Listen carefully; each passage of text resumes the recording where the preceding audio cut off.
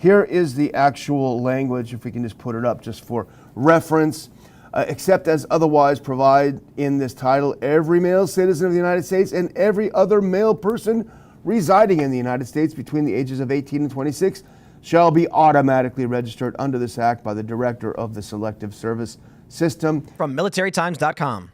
Lawmakers move to automate selective service registration for all men. Section 3, third line, amends the Military Selective Service Act to require the registration of women for selective service. They are going to be sending you or your children off to die pretty soon for a murderous government that locked you down and poisoned you. It will go above 26 eventually. It always does.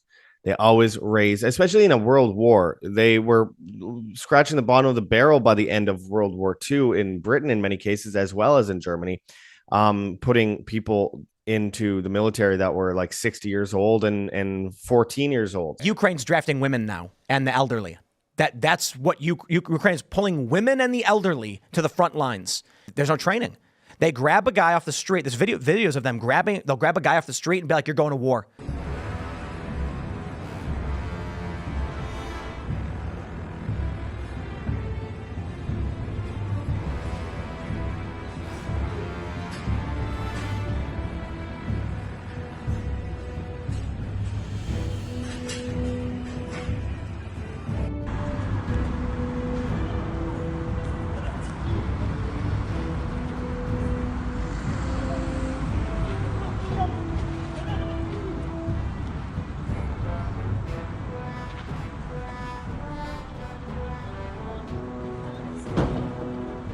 Да.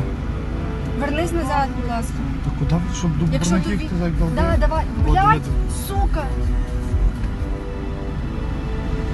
Єбать, єбать. Єбать.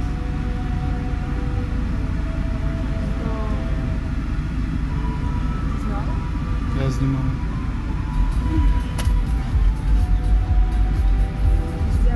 Степа, я дзвоню до Степана. Єбать, підарас. Любі друзі, дивіться уважно, дивіться і запам'ятайте.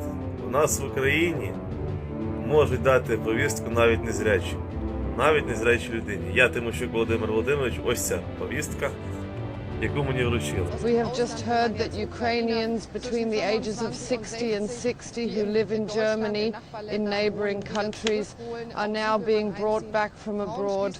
They also want to draft them. And then they're just cannon fodder. How does this just happen right at the same time as we have the collapse of the supply chain, the collapse of the economy, the collapse of all these different things, the morale of the country and weakness and no one signing up for the military for obvious reasons, at the same time as these eugenics programs, and at the same time as we see this war with Russia heating up and Israel heating up. The U.S. will have to send their sons and daughters exactly the same way as we are sending their sons and daughters to war. And they will have to fight because it's NATO that we're talking about. And they will be dying, God forbid, because it's a horrible thing. But we have to talk about slavery today. Yes. You know, I thought slavery was banned by our Constitution. I think the higher law bans slavery. But there was a vote recently for reinstituting and re-emphasizing the involuntary servitude of fighting illegal unconstitutional wars. Yeah. And I raise a question about that. All the Republicans almost voted for it. The Democrats voted against it. Yeah. So for various reasons. Yeah. But it still tells you all that talk, they're all constitutionalists. And the one we can always depend on, of course, is Thomas. Yeah. He knows the difference. Yeah. So, and two others voted. 3 Republicans voted against it. There's no point at which Russia comes out and says, guys, we're sorry. Our border nations will be controlled by NATO. We're totally cool with it. We will surrender Crimea and our access to the Black Sea. We will surrender our access to the Mediterranean. And we will no longer sell energy to European nations. Mm-hmm. Never going to happen. Эти условия очень простые. Украинские войска должны быть полностью выведены из Донецкой, Луганской народных республик, Херсонской и Запорожской областей. Причем, обращаю внимание, именно со всей территории этих регионов в пределах их административных границ, которые существовали на момент их вхождения в Украину.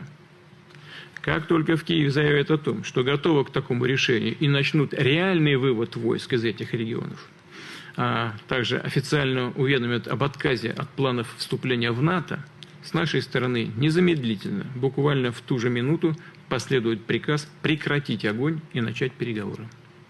Повторю, мы это сделаем незамедлительно. Естественно, одновременно гарантируем беспрепятственный и безопасный отвод украинских частей и соединений. However, if the West and Kyiv reject this offer, Putin said the responsibility for continued bloodshed will rest on them. He also said that the global security architecture has collapsed and the world is close to the point of no return because of Western hostile actions. They continue to antagonize Russia, and they don't allow China alone because for some reason this is so radical, but to me, to some people, it looks like they're looking for starting a war. Ladies, I hope you are ready to be drafted. The overwhelming majority of men right now probably would not vote for the draft. Why? Well, the system is completely broken.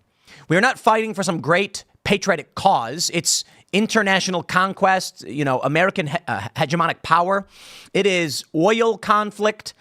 Not too many people are revved up to defend the international financial machine.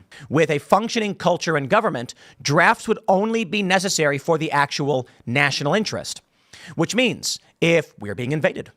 Not that we're going to draft people and send them to Vietnam. That's insane. If China invaded California, then let's draft, baby, because we're here to defend our country. But we don't have a country right now. This country is in shambles. There's corrupt elements at the highest level. It's political lawfare. It's cold civil war. It's whatever you want to call it. Ain't nobody going to be fighting for anybody else. And there is no current movement to create a draft. Not true, by the way, back in 2012.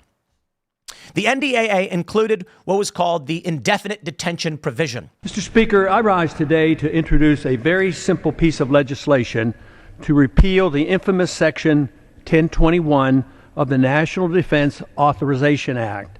Section 1021 essentially codifies into law the very dubious claim of presidential authority under 2001 authorization for the use of military force to indefinitely detain American citizens without access to legal representation or due process of law. Some have argued that nothing in Section 1021 explicitly mandates holding Americans without trial, but it employs vague language, radically expanding the detention authority to include anyone who has substantially supported certain terrorist groups or associated forces.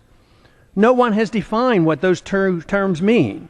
What is an associated force? One senator even said about American citizens being picked up under this section of the NDAA, quote, "When they say, 'I want a lawyer,' you tell them, 'Shut up. You don't get a lawyer,'" close quote. And when they say, "I want my lawyer," you tell them, "Shut up. Your time is Get a lawyer." Is this acceptable in someone who has taken an oath to uphold the Constitution? Let us not abandon what is so unique and special about our system of government in the process. I hope my colleagues will join my effort to overturn this shameful Section 1021 of the National Defense Authorization Act. Now, this is the notorious NDAA, National Defense Authorization Act. Previous iterations of this bill included indefinite detention of American citizens and all sorts of greatest hits of violations. Well, this year they did it again. They put an automatic draft registration for all draft age male residents, ages of 18 to 26. And they're trying to scare young people into voting Democrat. That's the point. The funny thing about it is, a vote for the Democrats is a vote for conscription to go fight in Ukraine, or perhaps to defend the Suez Canal. But they're going to, of course, smear Trump. In an interview, Miller said national service requirements should be strongly considered. He described the concept as a common rite of passage. It reinforces the bonds of civility, Miller said. Why wouldn't we give that a try? Under his plan, he says the ASVAB would be used to identify potential military weaknesses and help plug knowledge gaps as U.S. defense leaders size up competitors like China. If we want to prepare for a great power competition, It's helpful to have a baseline understanding of the pool of potential military service members and their specific aptitudes prior. So after wasting all of our time with this, it's not a story about Trump's orbit. It's a story about the opinions of a guy who says maybe we assess the American population to see who has the potential to fill any possible roles. That just sounds like recruiting. Right? Trump, he put this out and said the following. The fake news Washington Post came up with this ridiculous idea that Trump will call for mandatory military service. This is only a continuation of the 8-year failed attempt to damage me with the voters. The story is completely untrue. In fact, I have never thought of that idea. Only a degenerate former newspaper, which has lost 50% of its readers, would fabricate such a tale. Just another fake story, one of many, made up by the dead Washington compost. And he's absolutely right. If you look at the payments that we're making to NATO, they're totally disproportionate with everybody else's, and it's ridiculous. That money could be going to defend our homeless and our poor and our sick and our farmers, and that's where we ought to be spending the money, not giving it to countries that don't give a damn for us to start off. We have just enacted our Defense Authorization Act. It includes a provision that passed with an overwhelming bipartisan majority. Our ratification of the NATO treaty decades ago was silent about whether or not an American president could unilaterally withdraw America from NATO. It's no longer silent. We have amended the statute. An American president can no longer unilaterally withdraw us from NATO. We must stand ready to do more, even if it means we have to pay a price, because we are in this for the long haul. The United States, Canada, and European allies have deployed thousands of more troops to the eastern part of the alliance. Some European politicians have started talking about the possibility of deploying their regular troops in Ukraine. It is not the people of Ukraine, but the globalist elites located overseas who are trying to place the burden of making unpopular decisions on the Ukrainian executive power, including further lowering the conscription age. It didn't start in February last year. The war started in 2014, and since 2014, NATO allies have provided support to Ukraine with training, with equipment, so the Ukrainian armed forces were much stronger in 2022 than they were in 2014. Here's a reason why, if I was between 18 to 26, why I would be concerned about this. NATO, 500,000 troops on high readiness for war with Russia. This is a complete fantasy. The U.S. and its mere handful of willing NATO vassals could not field and equip even 250,000 combat defectives in Eastern Europe if you gave them a full year to do it, evacuated every single U.S. military base on the planet, and the Russians chose not to interfere. NATO is an empty shell. You know, the news was out that they can't recruit enough Americans to join up and volunteer. So all departments are short of personnel. North Atlantic Alliance people said, we were told to get 300,000 troops ready. A couple weeks they're ready. Yeah. And they have more than they need. It's over 300. So it shows Americans that didn't have enough troops. Yeah. So they had 300,000, and that's when they said they need 500,000. But their job, the point was, the job was to get 300,000, and they went over their mark. It sounds like some of those numbers are for propaganda purposes to show how well they're doing. And we can get more if you need them. For sure. Well, they're talking about drafts. I think we talked about it a week or so ago in Germany and Denmark and elsewhere. They're talking about drafts, but I think the people are speaking out, and we talked about it at the European elections last week, about how the parties that are very skeptical about this war in Ukraine have gotten a lot of votes in France and in Germany as well, and elsewhere. The real problem isn't that men aren't registering with Selective Service. It's that Congress thinks it's a problem.